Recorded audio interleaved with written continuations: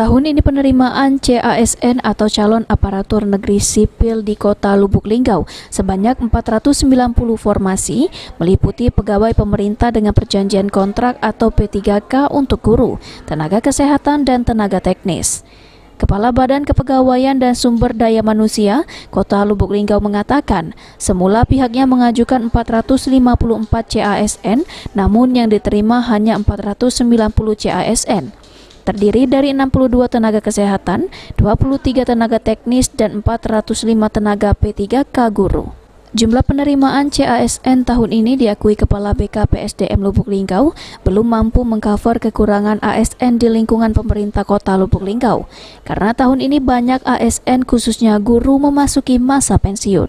Kuota CASN itu ada sekitar 490 ya.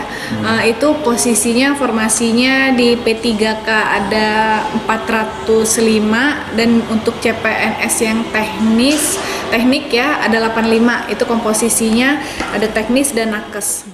Berdasarkan hasil rapat koordinasi dengan pihak Kemenpan RB, jadwal seleksi untuk CPNS, P3K non-guru dan P3K guru sudah disiapkan.